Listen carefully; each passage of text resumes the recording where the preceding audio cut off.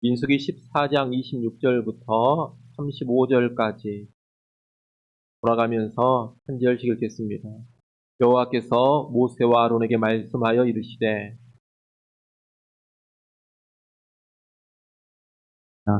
이스라엘 자손이 나를 향하여 원망하는 바 그 원망하는 말을 내가 들었노라. 그들에게 이르기를 여호와의 말씀에 내 삶을 두고 맹세하노라. 너희 말이 내 귀에 들린 대로 내가 너희에게 행하리니 너희 시체가 이 광야에 엎드려질 것이라. 너희 중에서 20세 이상으로서 계수된 자 곧 나를 원망하는 자 전부가 여분네 아들 갈렙과 눈의 아들 여호수아 외에는 내가 맹세하여 너희에게 살게 하리라 한 땅에 결단코 들어가지 못하리라. 너희가 사로잡히겠다고 말하던 너희의 유아들은 내가 인도하여 드리리니 그들은 너희가 싫어하던 땅을 보려니와 너희의 시체는 이 광야에 엎드러질 것이요 너희의 자녀들은 너희 반역한 죄를 지고 너희의 시체가 광야에서 소멸되기까지 40년을 광야에서 방황하는 자가 되리라.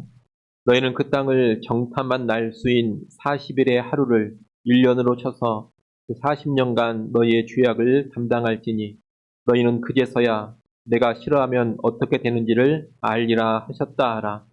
나 여호와가 말하였거니와 모여 나를 거역하는 이 악한 온 회중에게 내가 반드시 이같이 행하리니 그들이 이 광야에서 소멸되어 거기서 죽으리라. 아멘. 우리는 계속해서 민수기 14장 말씀을 보고 있습니다. 가나안 땅을 정탐하고 돌아온 정탐꾼들의 부정적인 보고를 듣고서 이스라엘 백성들은 가나안 정복 전쟁을 포기해야 합니다. 가나안 땅에 들어가 정복 전쟁을 하면 우리는 다 죽임을 당하고 처와 자식들은 다 가나안 족속의 포로로 사로잡히리라 그렇게 말했습니다. 하나님과 하나님의 약속을 이 백성이 전혀 믿지 못했던 겁니다. 그런 가운데 이스라엘 백성들은 모세와 아론에게 원망을 쏟아냈습니다. 심지어 애굽으로 다시 돌아가려고 했습니다. 그뿐 아니라 가나안 땅을 정복할 수 있다고 지금 속히 올라가서 정복하자고 믿음으로 촉구했던 갈렙과 여호수아를 돌로 쳐서 죽이려고 했습니다. 이러한 모습은 하나님을 향한 불신의 모습이요 반역의 모습입니다. 이런 상황에서 하나님께서 직접 나타나시고 이 완악한 백성, 반역한 백성에게 심판을 선언하십니다. 원래는 이스라엘 백성 전체를 그 자리에서 즉각적으로 다 진멸을 하려고 하셨습니다. 그러나 모세의 간절한 환원으로 인해서 즉각적인 진멸의 심판은 하나님께서 내리시지 않습니다. 그러나 이스라엘 백성의 이 죄에 대한 심판 자체가 없어지지는 않습니다. 하나님은 수위를 낮추어서 백성을 심판하시는데 오늘 본문이 바로 그 심판에 관한 말씀입니다. 이 심판의 선언을 간단히 말하면 이렇습니다. 갈렙과 여호수아를 제외한 20대 이상의 모든 이스라엘 백성은 가나안 땅에 들어가지 못하고 다 광야에서 죽게 됩니다. 그리고 그들의 자녀들은 40년을 광야에서 방황한 후에 가나안 땅에 들어가게 된다는 겁니다.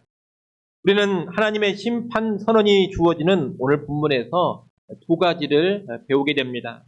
하나는 원망은 파멸의 지름길이라는 겁니다.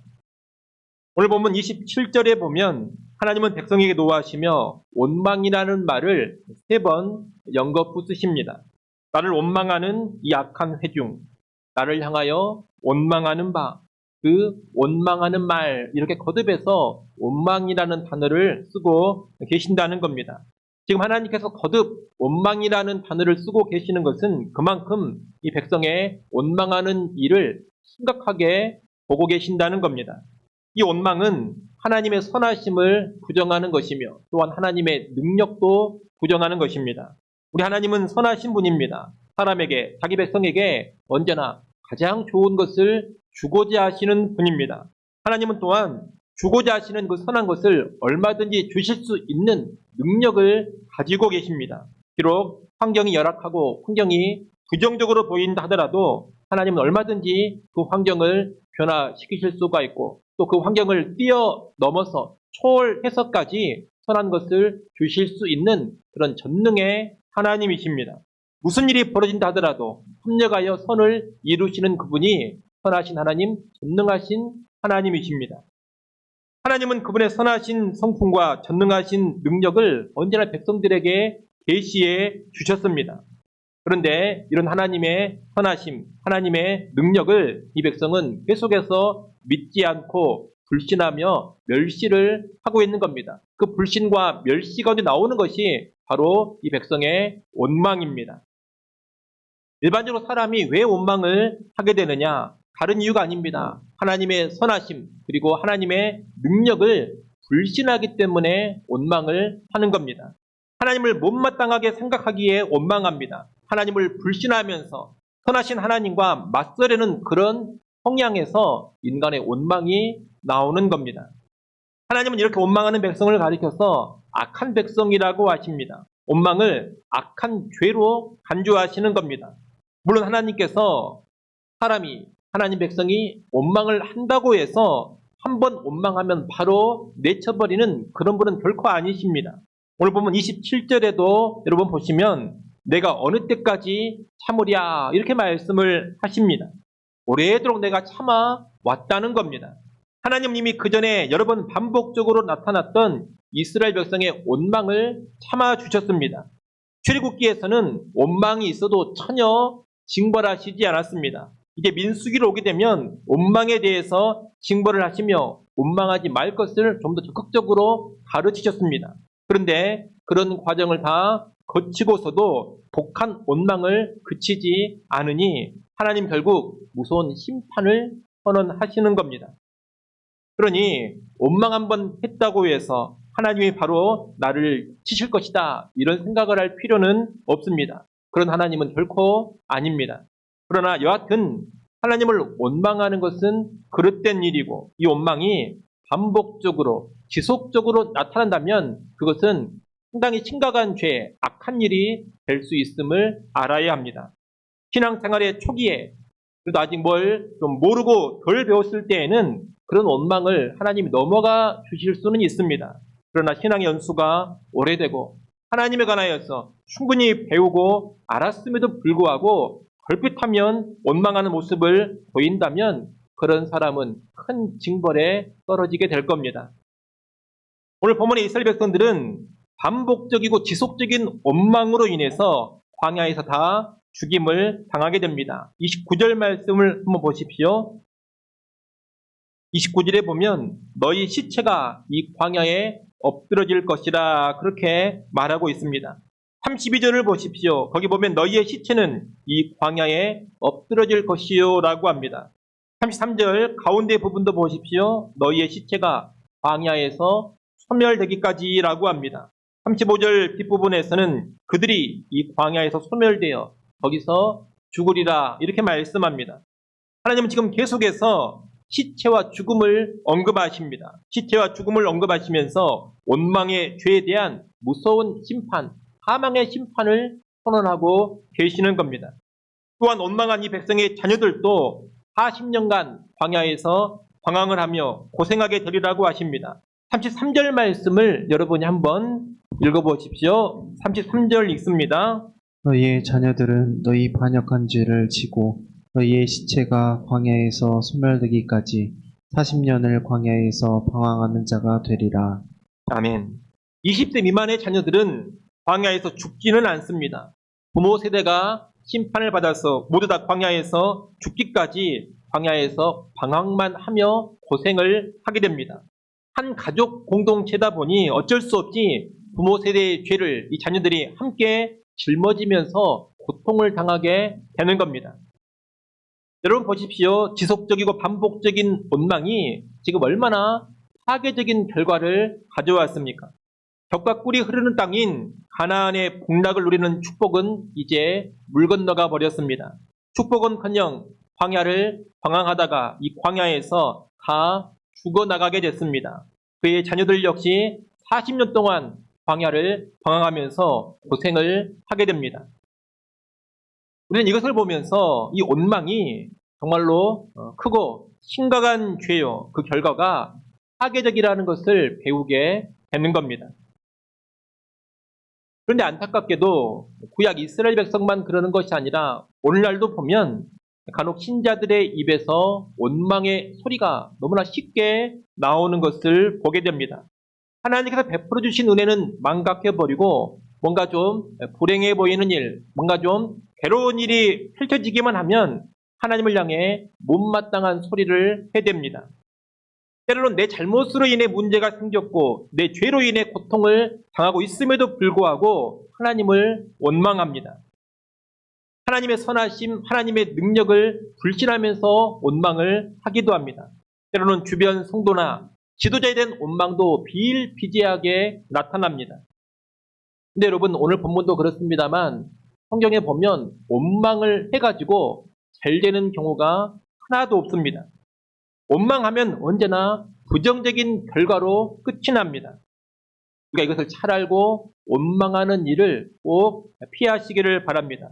여러분 우리 인생에는 부정적인 일들이 늘 벌어집니다. 부정적인 환경이 늘상 찾아옵니다. 눈앞의 상황이 긍정적이기보다는 부정적일 때가 훨씬 더 많습니다. 하지만 그런 가운데서도 하나님의 은혜를 깨닫고 하나님의 선하심을 신뢰하고 약속대로 이루시는 하나님의 능력을 신뢰해야 합니다. 그런 신뢰, 그런 믿음 가운데 원망이 아닌 감사의 말을 하나님께 올려야 하는 겁니다. 우리 눈앞에 펼쳐지는 환경, 우리에게 다가오는 환경은 대부분의 경우 우리가 좌지우지할 수가 없습니다. 그럼 그렇지 않습니까? 우리는 우리에게 찾아오는 환경의 대부분을 어떻게 결정짓지 못합니다. 우리는 대부분의 환경이 그냥 주어지는 대로 받을 수밖에 없습니다. 우리 대부분은 내 의사와 무관하게 하나님의 뜻 가운데 펼쳐지는 환경 안으로 들어가게 된다는 겁니다. 하지만 주어지는 환경은 우리가 선택할 수 없고 결정할 수 없지만 그 주어진 환경에서 하나님을 불신하며 원망을 할지 하나님을 신뢰하며 감사할지 이것만큼은 우리가 선택할 수 있고 결정할 수가 있습니다. 대부분의 환경은 우리가 결정할 수 없지만 원망을 할지 감사할지 이 반응은 우리가 결정할 수 있다는 겁니다. 근데 여러분 동일한 환경에서 어떤 반응을 하느냐, 어떤 선택과 결정을 하느냐에 따라서 그 결과가 너무나도 다르다는 겁니다. 불신과 원망의 선택을 하고 불신과 원망의 반응을 보이면 죽고 망하게 됩니다. 그러나 믿음과 감사로 선택을 하고 믿음과 감사의 반응을 보이게 되면 살게 되고 흥하게 된다는 겁니다. 불신과 원망이냐 아니면 믿음과 감사냐 이 둘 중에 무엇을 선택하고 무엇을 결정하느냐 이것이 미래를 결정짓는다는 겁니다. 여러분 꼭 기억하셔야 됩니다. 내 눈앞에 주어지는 환경, 내가 지금 들어간 환경이 내 미래를 결정하는 것이 아니라 또 환경 속에서 어떻게 선택하고 어떻게 반응하느냐 이것이 나의 미래를 결정한다. 그것을 꼭 아셔야 됩니다. 그것을 명심하시고 불신과 원망을 버려가시기를 바랍니다. 혹시라도 내가 그런 모습을 보였더라면 이제는 끊어버리십시오. 불신과 원망이 지속되면 정말로 파괴적인 결과를 맞이하게 될 겁니다. 불신과 원망은 버려버리시고 대신에 하나님을 신뢰하시고 믿음으로 감사하시기를 바랍니다. 믿음과 감사로 나아갈 때 환경을 뛰어넘는 하나님의 은혜와 복이 반드시 주어지게 될 겁니다. 또 하나 배울 수 있는 것은 다수결과 여론이 언제나 하나님의 뜻은 아니라는 겁니다. 민수기 14장에서 이스라엘 백성들은 정탐꾼들의 보고를 받고서 가나안 정복이 불가능하다고 보고했던 10명의 의견을 따랐습니다. 가나안 정복이 충분히 가능하다 이렇게 보고한 사람은 2명이었는데 이 소수 2명의 의견은 백성이 무시했습니다. 한마디로 다수 정탐꾼들의 의견을 따른 겁니다. 다수결의 원리로 보자면 제대로 한 겁니다. 12명이 보고 와서 정탐한 결과를 이야기하는데 10명은 정복이 안 된다 이렇게 의견을 내놓고 2명은 할 수 있다 의견을 내놓았으니까 10대 2로 부정적인 의견이 맞는 겁니다. 다수결의 원리에 따르면 그렇습니다. 그런 가운데 모든 백성들이 거의 만장일치로 가나안 정복 전쟁을 포기했습니다. 이스라엘의 여론이 압도적으로 가나안 정복 전쟁을 포기하자 이 방향으로 나간 겁니다. 여러분, 20대 이상의 성인 남자가 이스라엘 백성이 60만이 넘습니다. 60만 명이 넘는 이 성인 남자 중에서 2명, 여호수아와 갈렙, 여기다 모세와 아론까지 포함을 시킨다면 딱 4명이 정복 전쟁에 찬성을 하고 있는 겁니다. 나머지 사람들은 다 반대입니다. 여러분, 이 상황을 오늘날 여론조사에 빗대 본다면 전 백성의 99.999% 이상이 가나안 정복 전쟁을 포기해야 한다. 이런 여론조사 결과가 나온 겁니다. 사실 이 정도 되면 반대 여론이 100%입니다. 이 가나안 정복 전쟁의 포기는 이처럼 다수결의 원리에 부합하고 거의 100%로 여론이 지지하는 일이었다는 겁니다. 근데 여러분, 이 일의 최종적인 결과가 어떻게 됐습니까? 잘 된 게 아닙니다. 하나님의 심판이었습니다. 모든 백성이 광야에서 방황하다가 죽는 결과입니다. 바로 이것을 보면서 우리가 그것을 배우는 겁니다. 다수결이나 여론이 곧 옳은 것은 아니로구나. 다수결이나 여론이 언제나 하나님을 기쁘시게 하는 것은 아니로구나. 때로 다수결을 따르고 전적인 여론을 따르는 것이 하나님의 심판을 받는 길이 될 수도 있구나. 이것을 배우게 되는 겁니다. 여러분, 다수의 의견을 수용하고 백성들이 모두 다 원하는 길로 간다고 해서 반드시 좋은 길로 가는 것이 아닙니다. 오히려 그 길이 저주와 심판의 길이 될 수 있습니다. 물론 일반적인 상황에서는 다수결이나 여론을 존중하는 것이 좋습니다. 우리가 모든 사안을 다 다수결로 결정할 것은 아닙니다만 중요한 사안을 다수결로 결정하고 여론을 따르는 것은 그 나름 안전하고 바람직한 제도인 것은 맞습니다. 사람에게는 기본적인 이성이나 지성이 있습니다. 그리고 사람들에게는 보편적인 양심도 있습니다.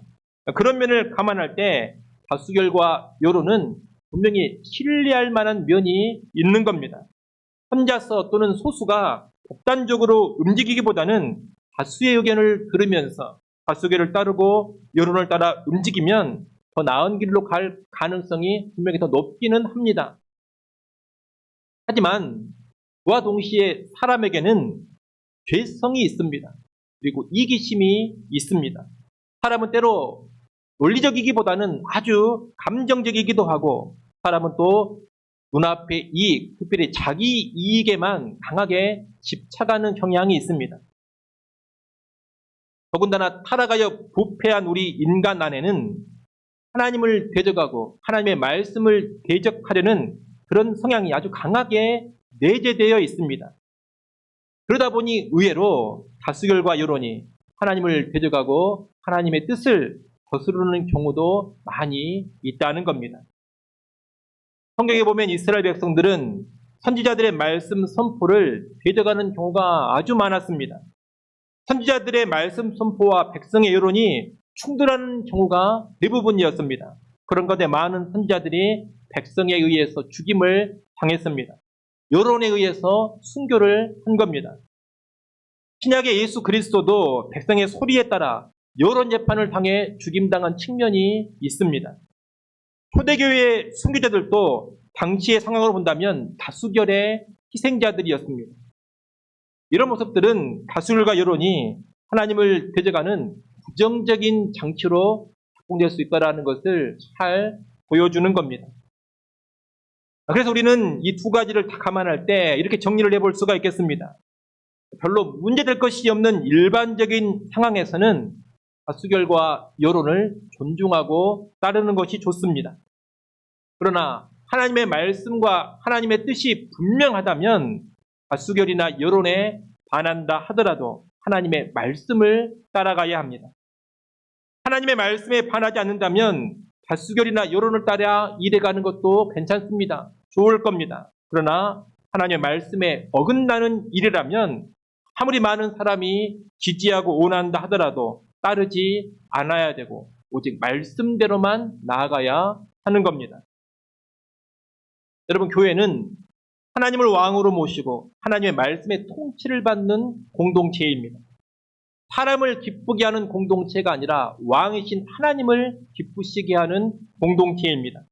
물론 하나님께도 기쁨이 되고 사람에게도 기쁨이 되면 더할 나위 없이 좋겠습니다만 서로 상충되는 경우가 의외로 많습니다. 그런 경우에는 언제나 하나님의 기쁨을 우선적으로 추구하며 사람들의 원함이 아닌 하나님의 말씀을 따라 나아가야 하는 겁니다.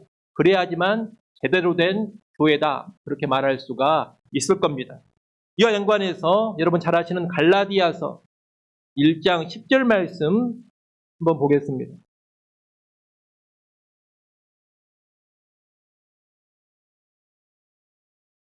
갈라디아서 1장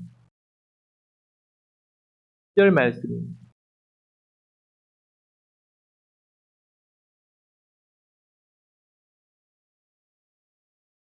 갈라디아서 1장 10절 말씀 여러분이 한번 읽습니다. 이제 내가 사람들에게 좋게 하랴, 하나님께 좋게 하랴, 사람들에게 기쁨을 구하랴. 내가 지금까지 사람들의 기쁨을 구하였다면 그리스도의 종이 아니니라. 아멘. 여러분, 이것은 사도 바울의 고백입니다. 사람들을 좋게 하고 사람들의 기쁨을 구하려면 뭘 신경 써야 하느냐? 여론을 신경 써야 합니다. 그리고 사람들을 좋게 하고 사람들의 기쁨을 구하려면 수결을 따라가야만 합니다. 그러나 하나님을 좋게 하고 하나님의 기쁨을 구하려면 여론이나 다수결이 아니라 하나님의 말씀에 집중을 해야 합니다. 그리고 말씀대로만 나아가야 합니다. 사람들이 원하지 않고 사람들이 좋아하지 않는다 하더라도 말씀대로 움직여야 합니다. 바울은 자기가 그렇게 했다고 고백을 하고 있는 겁니다. 오늘 우리도 그럴 수 있기를 바랍니다. 오늘날의 시대는 사람들의 여론, 사람들의 대세를 교회가 쉽게 따라가곤 합니다.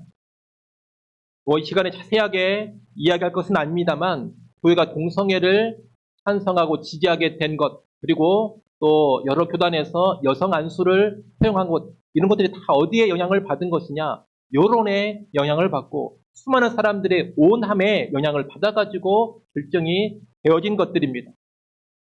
계속해서 그런 압력이 강하게 들어옵니다. 대세를 따르라.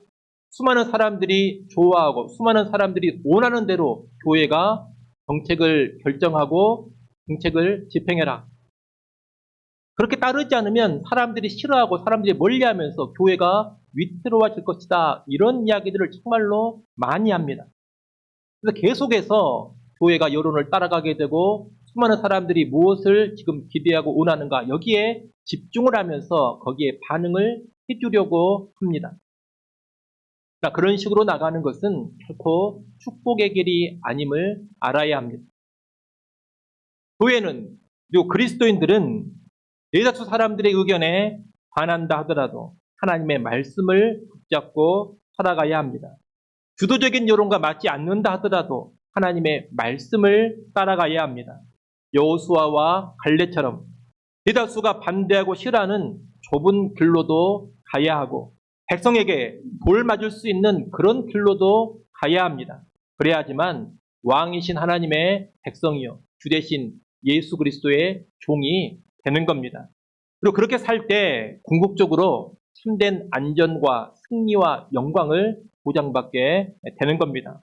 오늘 본문도 보십시오. 그 수많은 사람들 다 광야에서 죽임당할 운명에 떨어집니다. 그러나 두 사람은 하나님의 말씀대로 움직였을 때 가나안 땅에 들어가는 영광을 보장받지 않습니까? 여러분 이것을 꼭 기억하시고 신앙생활 하실 때 다수결이나 여론을 존중은 하시되 언제나 하나님 말씀을 더 위에 두고 하나님 말씀을 더 앞세우면서 살아가시기를 바랍니다. 끝으로 오늘 본문에서 하나 더 언급할 것이 있습니다. 사실 오늘 본문에서 배울 내용은 방금까지 말씀드린 두 가지만 언급하면 됩니다. 그런데 또 요즘 상황을 고려해서 오늘 본문을 가지고 하나 더 언급할 것이 있다는 겁니다. 그것은 말하는 대로 된다. 이런 교훈에 미혹당하지 말라는 겁니다. 사실 이것은 오늘 본문에서 중요하게 다룰 사안도 아닙니다. 그러나 오늘 본문과 연관해서 그런 잘못된 가르침이 종종 주어지고 있기 때문에 제가 언급을 하게 됩니다. 오늘날 교회 안에 말하는 대로 된다 이런 가르침이 은근히 많이 퍼져 있습니다. 말하는 대로 된다 이렇게 가르치는 사람들은 오늘 보면 민수기 14장 28절 말씀을 자주 인용합니다. 다시 오늘 본문으로 한번 오십시오. 민수기 14장 28절을 여러분이 한번 읽어보십시오. 읽습니다. 그들에게 이르기를 여호와의 말씀에 내 삶을 두고 맹세하노라. 너희 말이 내 귀에 들린 대로 내가 너희에게 행하리니. 여기 보면 하나님께서 내 삶을 두고 맹세하노니 너희 말이 내게 들린 대로 내가 너희에게 행하리니 이렇게 되어 있습니다. 그래서 일부 목회자들 또 일부 교사들은 하나님이 맹세하며 하신 말씀이 뭐냐? 바로 하나님께 들린 대로 해 주시겠다고 한 것이다. 이런 식으로 이야기를 합니다. 그러면서 우리가 말하는 대로 하나님이 행하신다. 우리가 말하는 대로 결국 된다. 좋은 쪽이든 나쁜 쪽이든 말하는 대로 반드시 된다. 이렇게 가르친다는 겁니다.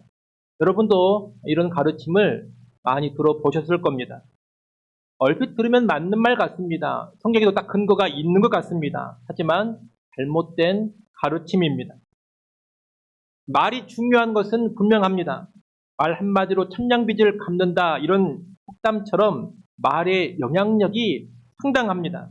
사람은 말로 상처를 주고 영혼을 죽이기도 하고 반대로 위로를 주고 생명을 주기도 합니다. 때로 권력자 앞에서 말 한마디로 인해서 살기도 하고 죽기도 합니다. 그래서 성경은 곳곳에서 말과 연관된 교훈을 주고 있습니다. 함부로 말하지 말고 말 조심하고 바른 말을 하라고 여러 곳에서 가르칩니다. 그렇기 때문에 신자라면 이 말의 중요성을 알고 바른 언어 생활을 반드시 해야 할 겁니다. 오늘 본문도 불신의 말이 아닌 믿음의 말을 하고 원망의 말이 아닌 감사의 말을 하는 것이 좋다라는 것을 분명히 가르쳐 줍니다. 믿음의 말을 하고 감사의 말을 하는 것이 복됩니다. 불신의 말을 하고 원망의 말을 하면 분명히 해롭습니다. 오늘 본문이 분명 그것을 가르쳐 주고 있다는 겁니다. 하지만 말이 중요하고 말이 영향력이 있다 이것과 말하는 대로 된다는 것은 전혀 다른 이야기입니다. 오늘 본문은 말이 중요하다는 것은 가르쳐 줄 수 있지만 말하는 대로 된다는 것은 전혀 가르쳐 주지 않습니다. 우리는 오늘 본문을 통해서 불신과 원망의 말을 하면 해롭지만 믿음과 감사의 말을 하면 복되다. 이 정도 선을 배우고 가르쳐야지 내가 말하는 대로 된다 이런 것을 배우거나 가르치면 안 됩니다. 그것은 잘못된 교훈입니다. 사실 성경은 말하는 대로 된다는 식의 교훈을 그 어디에서도 가르치지 않습니다. 제가 이 시간에 자세하게 설명할 시간은 없습니다만 말하는 대로 된다 이 교훈은 본래 이방 사상에서 온 겁니다. 범신론적인 신지학이나 유해의 사상에서 나온 것이 바로 이 교훈입니다. 사람이 곧 신이다, 사람이 신이 될 수 있다 이런 사상을 가진 그런 철학 안에서 말하는 대로 된다 이 가르침이 나오는 겁니다. 그런 이교적인 사상을 세상에 성공하게 해서 마인드 컨트롤 개념으로 많이 활용을 했고 목사들이 어디서 그런 가르침을 듣고 와가지고 그럴듯한 성경 구절 몇 개를 갖다 붙여가지고 마치 그것이 성경의 가르침이나 된 것처럼 가르쳐 온 겁니다. 주로 번영 신학을 전파하는 목사들이 이 가르침을 알리기 시작했습니다. 그리고 순복음 교단을 통해서 많이 확산이 되기도 했습니다. 여러분 오늘 본문 28절 말씀은 악한 백성에게 분노하신 하나님께서 하시는 말씀입니다. 너희들이 말한 대로 내가 다 해주마. 너희는 가나안 땅에 못 들어간다고 스스로 그렇게 말을 하지 않았느냐. 다 죽는다고 말하지 않았느냐. 오냐 내가 그대로 해주겠다. 너희는 아무도 들어가지 못한다. 광야에서 다 죽을 것이다. 그런 말씀입니다. 일종의 분노 가운데 심판의 선언으로 하시는 말씀입니다. 여러분도 그런 경험이 있을지 모르겠습니다. 자녀가 하도 말을 안 듣고 반항하는 소리, 말도 안 되는 소리를 하고 있으면 화가 난 부모가 그렇게 말할 때가 있습니다. 그래, 네가 말 안 들어 내가 다 해줄게. 여러분 그런 경우가 있지 않습니까? 그런 맥락에서 하나님께서 하시는 말씀인 겁니다. 나아가 일단 오늘 본문만 보더라도 말하는 대로 되지 않는다라는 것을 쉽게 알 수가 있습니다. 말하는 대로 된다고 가르치는 사람들은 28절 말씀을 무슨 금과 옥조처럼 내세웁니다. 근데 여러분 오늘 보면 31절을 한번 보십시오. 31절 말씀 여러분 읽어보십시오. 너희가 사로잡히겠다고 말하던 너희의 유아들은 내가 인도하여 드리리니 그들은 너희가 싫어하던 땅을 보려니와. 아멘. 여러분 이 이스라엘 백성은 무슨 말도 했느냐? 우리의 자식들은 다 사로잡혀 버릴 것이다. 그 말도 했습니다. 하나님 지금 뭐라고 말씀하십니까? 너희가 그렇게 말했는데 너희 자녀들은 내가 가나안 땅으로 인도해 드리겠다. 이렇게 하시지 않습니까? 이 백성이 말한 것과 어떻게 하시겠다는 겁니까? 반대로 하시겠다는 겁니다. 이스라엘 백성이 잘못했고 틀렸다라는 것을 확실히 보여주기 위해서 하나님이 이렇게 하시는 겁니다. 여러분 28절이나 31절 말씀이 다 하나님의 심판 맥락에서 하시는 말씀입니다. 그런데 이 중에서 28절 말씀만 딱 가지고 와가지고 무슨 법칙이나 되는 것처럼 가르치고 있기 때문에 문제라는 겁니다. 성경에 보면 사람이 말한 대로 하나님께서 하시지 않는 수많은 경우들이 나옵니다. 우리가 이미 지나왔습니다만 민수기 11장 15절도 한번 보십시오.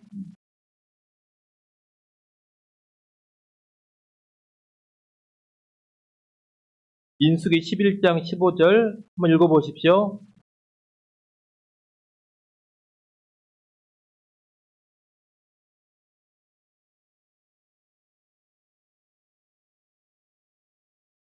누구 말입니까? 모세가 하고 있는 말입니다. 모세가 뭐라고 말합니까? 나를 죽여주십시오. 이런 말 하고 있습니다. 모세가 말한 대로 됐습니까? 방금 우리가 우리가 얼마 전에 봤던 그 민수기 말씀 11장만 보더라도 말하는 대로 안 됐구나. 여러분 이때 모세가 80살 조금 넘었는데 나를 죽여주십시오 했지만 하나님이 죽이시지 않습니다. 말하는 대로 안 하십니다. 오히려 120살까지 건강하게 합니다. 이외에도 말한 대로 하나님이 하시지 않는 그런 경우들이 성경에 수두룩하다는 겁니다.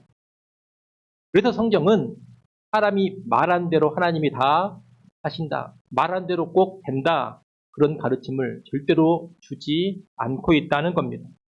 다만 사람의 말이 중요하고 사람의 말이 영향력이 있다. 딱 여기까지만 가르칩니다.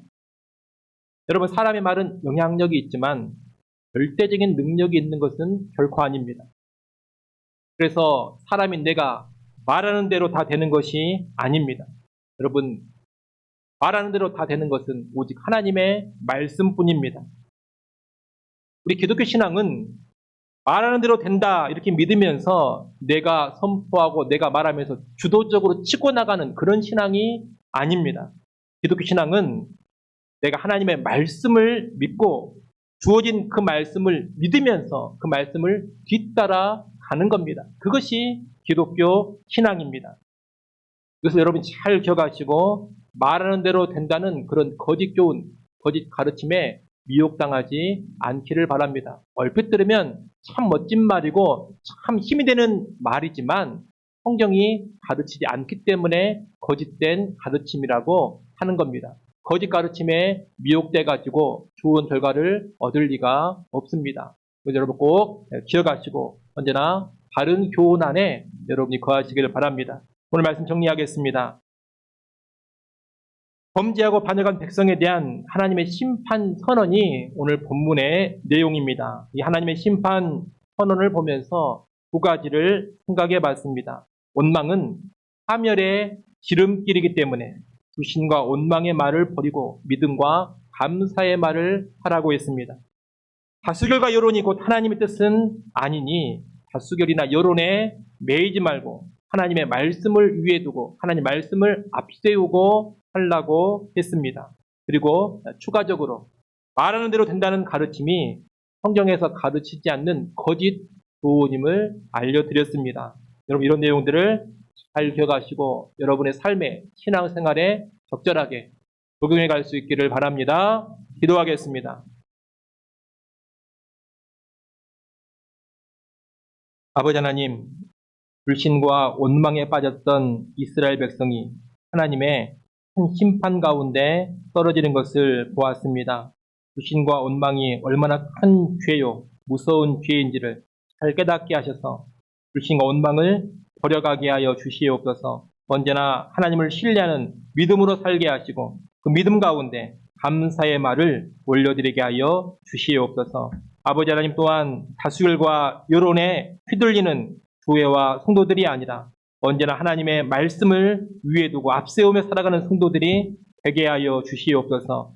시대가 악화해져 갈수록 교회와 성도들이 여론을 따라가고 다수결을 따라가는 경향이 강해지는 것을 보게 됩니다. 말씀보다 시대 정신을 따라가고 말씀보다 세상의 여론에 더 발맞추어 가는 것을 보게 됩니다. 이러한 마지막 때에 더욱더 근신하여 깨어있게 하시고 철저히 하나님 말씀대로 살아가는 교회와 성도들이 되게 하여 주옵소서. 사람들이 다 좋아하고 많이 가는 넓은 길이 아니라 말씀 따라가는 좁은 길로 가게 하시고 사람들을 기쁘게 하는 그런 길이 아니라 사람들에게 돌을 맞더라도 하나님을 기쁘시게 하는 길로만 나아가는 교회와 성도들이 되게 하여 주옵소서. 예수님의 이름으로 기도드리옵나이다. 아멘.